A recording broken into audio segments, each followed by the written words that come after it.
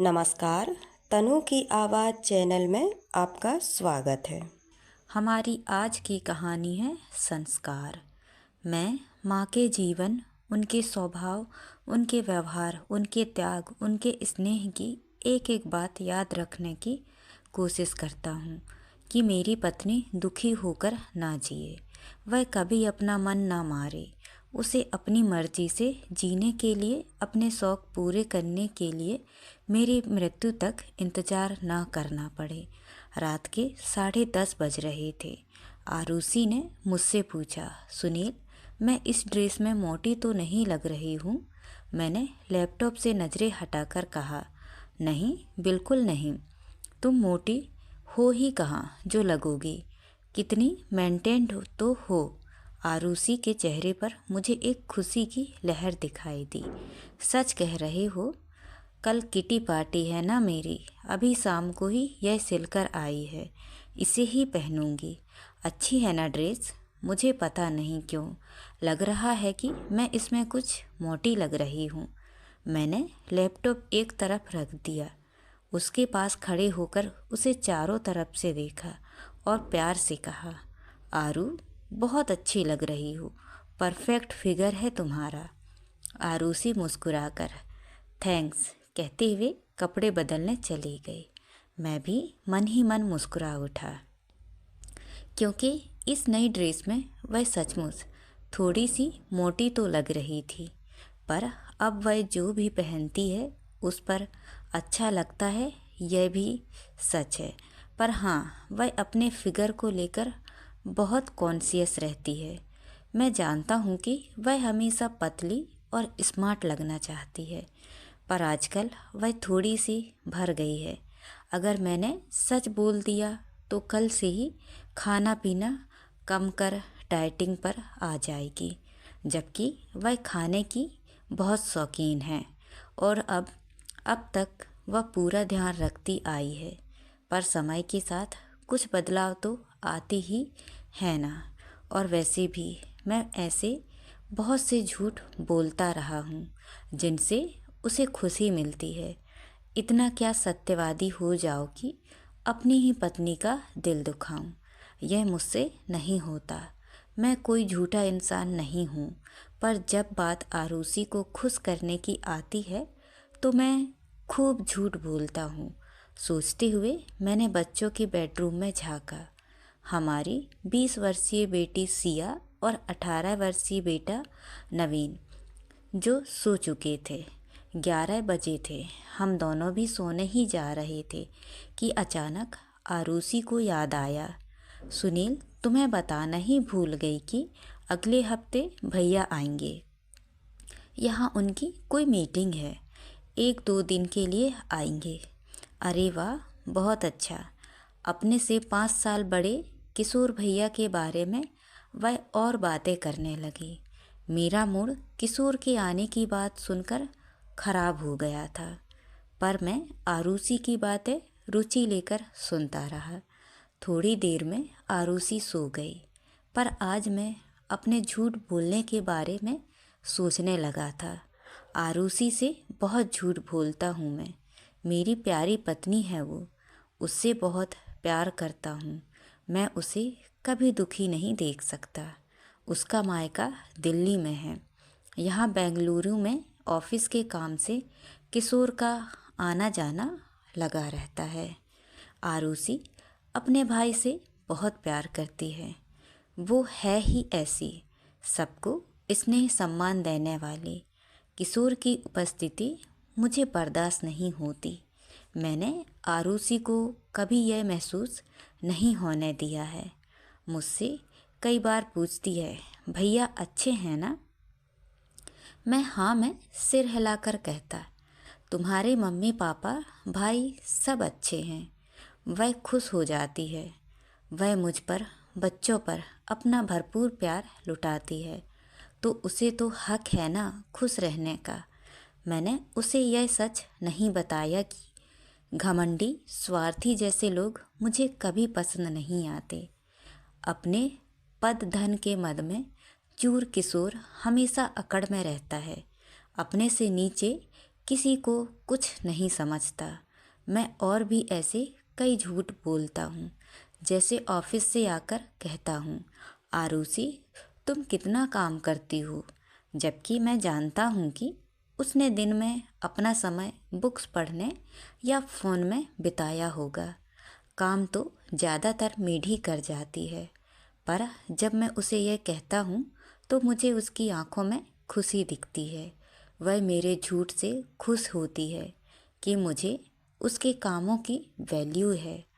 काम तो वह करती भी है, पर इतना भी नहीं कि वह बहुत थक जाए। बस मुझे उसे खुश ही तो देखना है। कई बार मैं उसका हाथ अपने हाथों में लेकर कहता हूँ, आरू अपना ख्याल रखा करो। हम लोगों की चिंता में अपनी सेहत से लापरवाह मत होना। हर तरह से अपना ख्याल रखा करो। तुम हो तो हम सब हैं। मेरी इस बात पर वह खुश होकर अपना सिर मेरे कंधे पर टिका देती है और मुझे मन ही मन अपनी बात पर हंसी आ जाती है, क्योंकि मैं अच्छी तरह जानता हूँ कि वह अपना बहुत ध्यान रखती है। सुबह शाम सैर पर जाती है, हर महीने पार्लर जाती है, सहेलियों के साथ किटी पार्टी एंजॉय करती है। वीकेंड पर हम लोग मूवी देखने जाते हैं, बाहर खाते पीते हैं। आरुषि हर तरह से जीवन में बहुत खुश है। हमारे बच्चे भी बहुत अच्छे हैं, उसे परेशान नहीं करते।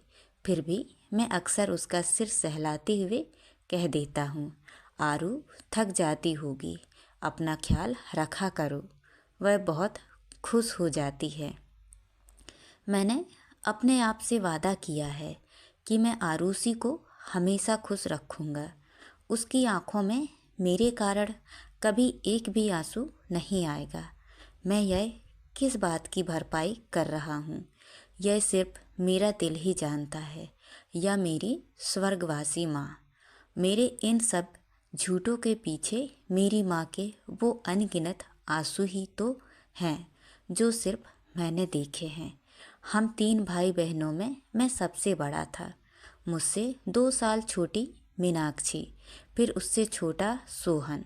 पिताजी संवंतवादी सोच के इलाहाबाद के घमंडी सरकारी अधिकारी थे। वे हमेशा पत्नी को पैर की जूती समझने वाले पुरुष थे। हम बच्चों के सिर पर उन्होंने कभी स्नेह भरा हाथ नहीं रखा। शायद बड़ी संतान होने के कारण मैं माँ के बहुत करीब था। माँ के बिना कुछ कहे ही उनके सुख दुख महसूस करने लगा था। माँ को पिताजी ने कभी सम्मान नहीं दिया। हमारे कम हैसियत वाले ननिहाल से कोई आता तो बिना अपमानित हुए ना जाता।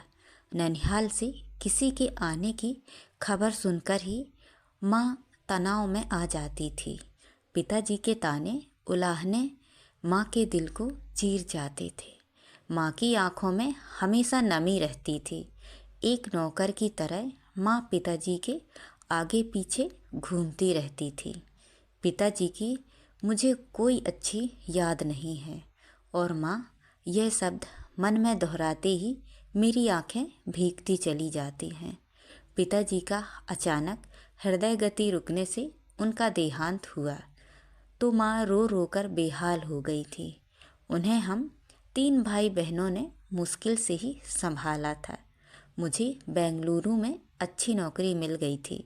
माँ सोहन और मीनाक्षी के साथ इलाहाबाद में ही रहना चाहती थी। मैं बेंगलुरु चला गया। धीरे धीरे पिताजी के जाने के बाद माँ को अपने खोल से निकलते देखा मैंने। माँ हंसने बोलने लगी थी। सबसे बड़ी बात जो मुझे पता चली कि माँ को पढ़ने का बहुत शौक था। अब कभी कोई पत्रिका तो कभी उपन्यास पढ़ती थी। मैंने एक दिन हैरानी से पूछा था, माँ आप तो पहले कभी कुछ नहीं पढ़ती थी। मैंने बस इतना ही कहा था, तुम्हारे पिताजी को पसंद नहीं था। क्या पसंद नहीं था?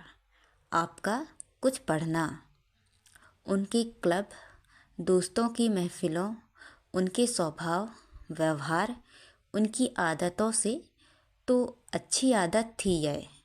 अब कुछ मत कहो सुनील। उसके बाद मैं कहीं भी जाता माँ के लिए किताबें ज़रूर लाता।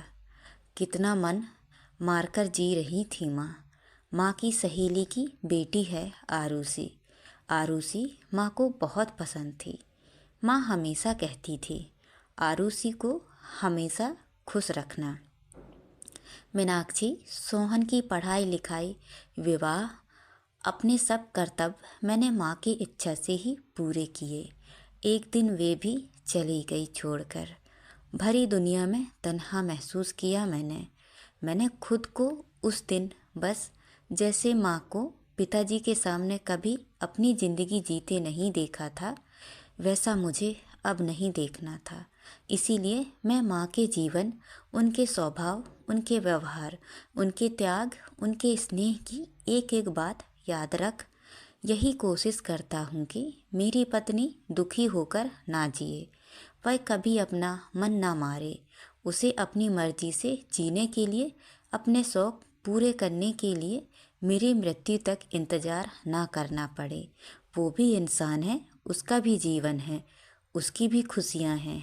इसीलिए अगर आरूसी को खुश रखने के लिए मैं कोई झूठ बोलता हूँ तो इसमें बुरा क्या है? किसी का कोई नुकसान तो नहीं। ये छोटे छोटे झूठ मेरी पत्नी को खुशी देते हैं। इस झूठ का कोई पाप नहीं। तो दोस्तों, ये कहानी आपको कैसी लगी? लाइक और कमेंट करके ज़रूर बताएं और चैनल को सब्सक्राइब करना ना भूलें। तो मिलते हैं अगली कहानी में। बहुत बहुत धन्यवाद।